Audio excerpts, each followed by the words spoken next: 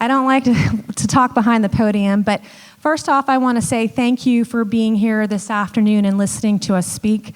The worst thing you can do is give a politician a microphone. So I'm going to do my best to stay in our 8-minute time frame. It is a deep honor, and it's very humbling to be here with y'all. I grew up here. I'm from here, from a little town called Goose Creek. And I've been around for a long time, and the disparities sometimes we see in the low country are stark.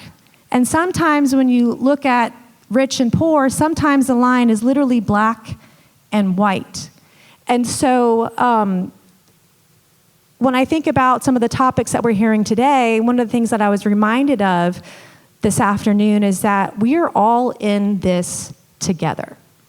So whether our ship sinks or it sails, we are in this together.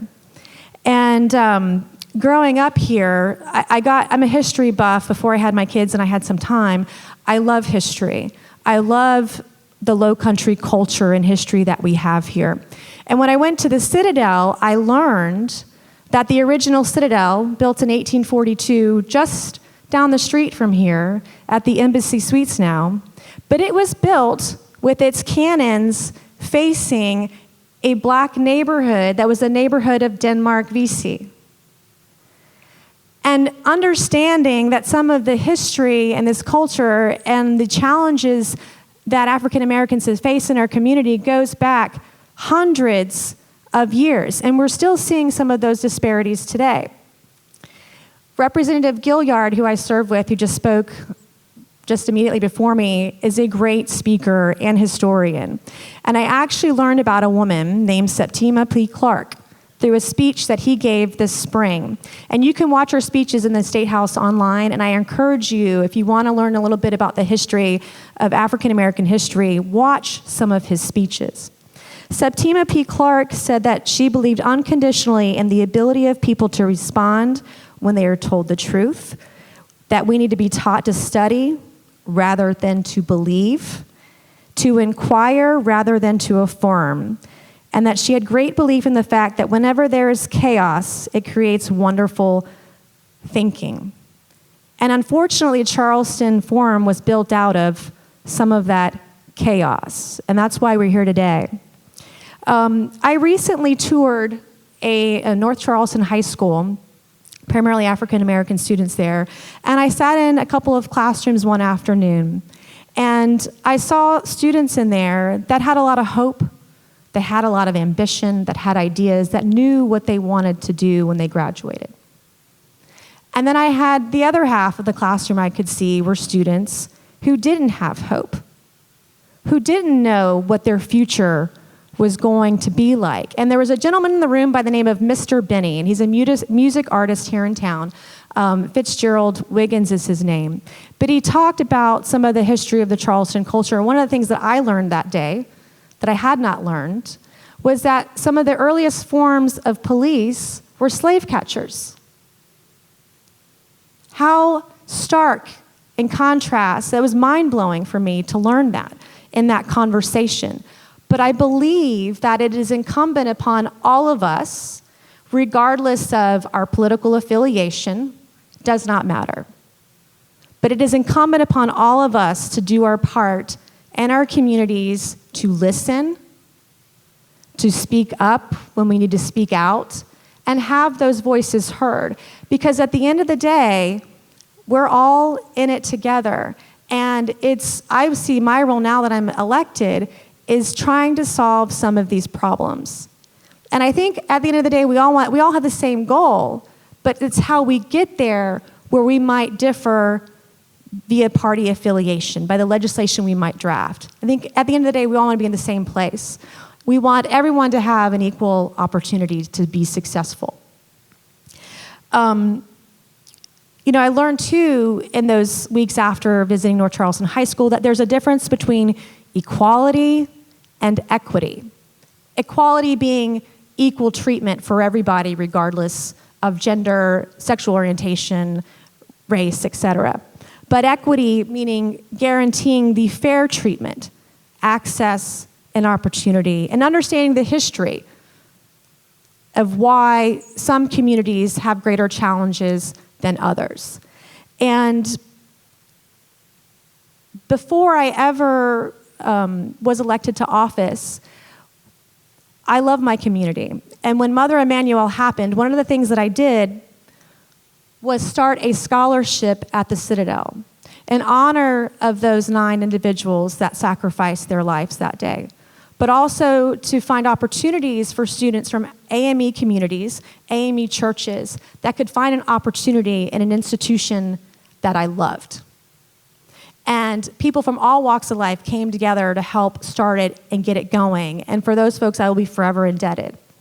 So now that I am elected, one of the things that I see in my role as a legislator, as a state lawmaker, when I see a problem, I inherently want to fix it.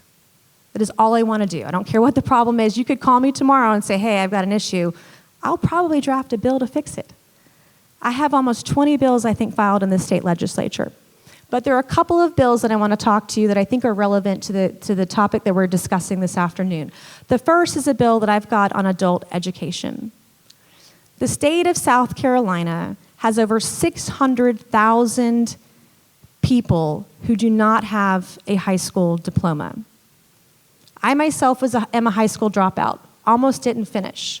So I understand people when they come from well-off families, but folks who are not well-off, when you drop out of school, what kind of circumstances you're in. I was waiting tables at Waffle House on College Park Road in Ladson. But some people aren't that lucky. And so I have filed a bill that would allow people who are 21 and older, for whatever reason, were unable to finish, to be able to go back to school. And it would be via a partnership with a technical college like Trident, or like Palmetto Goodwill in North Charleston. They do a lot of good in our community.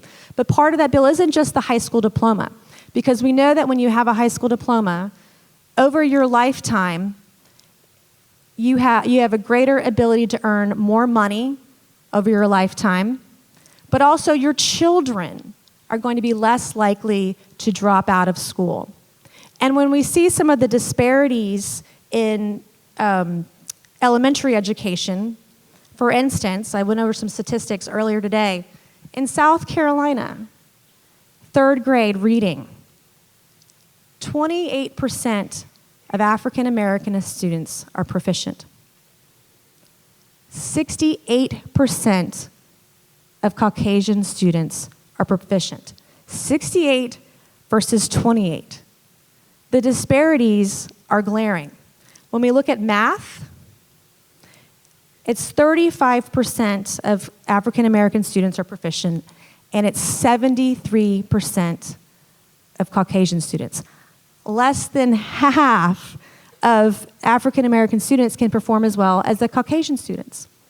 And so there are many reasons, I'm sure, behind this that we can't even explain or talk about. But the first thing that we have to do is have this discussion on what we can do as a community, through Palmetto Goodwill, through Trident, through the state. What can we do to provide access and opportunity for those students? Because if you can't read by 3rd grade and do math, you're not going to be prepared for middle school. And if you're not prepared for middle school, you will not be ready for high school. And if you can't graduate high school, you won't be able to get a good job. And we have a lot of jobs here in South Carolina. We have so many vocational jobs, truck drivers, welders. There are so many opportunities, but our workforce, our labor, they have to be educated.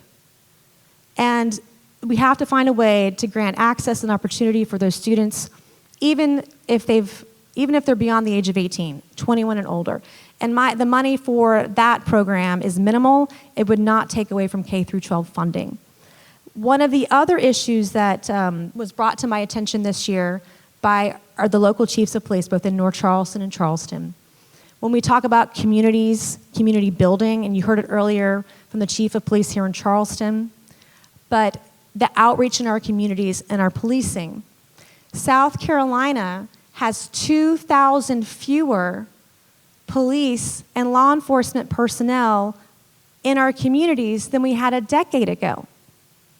2,000 fewer. And how much greater has our population increased over the last decade? We're at 5.1, 5.2 million people here in the state of South Carolina. And South Carolina has one single police training academy. South Carolina and New Hampshire are the only two states in the nation that have a single police academy to train police recruits. The city of North Charleston has 27 vacancies to fill. The city of Charleston has 1 in 10. So even if we have police recruits, we cannot get them trained because we don't want personnel who aren't trained in our communities. But we can't even get them trained in the police academy. I've talked to towns that have waited 3, 6, 12 months to get a single person in our police academy. And it's just wrong. So I have a bill with Representative Marvin Pendarvis that is my co-sponsor. Columbia isn't like DC, okay? We actually work in a very bipartisan manner. There's not a lot of infighting. I mean, occasionally there's fighting, of course. It's politics. But we actually work together, and just about every one of my bills is bipartisan. I have sought out Republicans and Democrats because it takes us working together in order to get the job done. And that's important for people to understand. It's about, for me, and I think for folks in the General Assembly, it's about getting the job done and what can we do, and from my perspective, to work together in order to do that. And so that particular bill would allow regional training facilities or training at local tech schools so that we can get our recruits properly trained. And it's important to support our communities and do that, but we have a small, powerful cobble of people in Columbia in law enforcement that don't want to give up that power. And so we are fighting to get this hearing on this bill. So that is something I seek input from our community, and I'm going to try to get a hearing next year on it.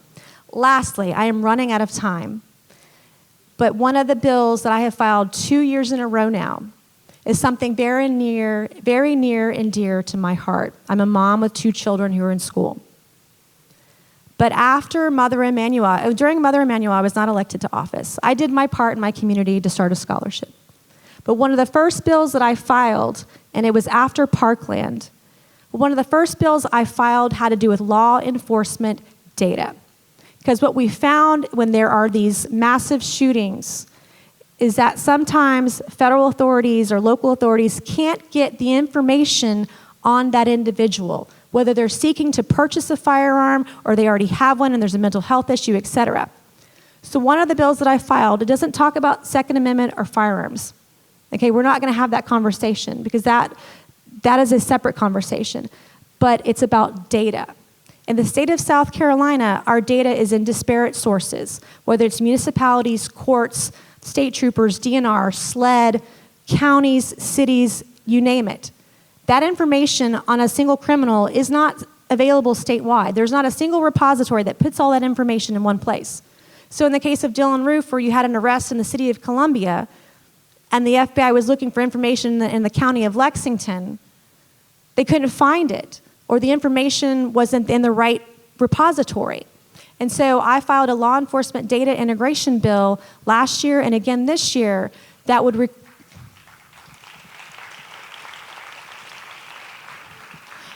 It's important because we have to use common sense and what is actually going to get the job done. Because so much that politicians talk about, it's not true.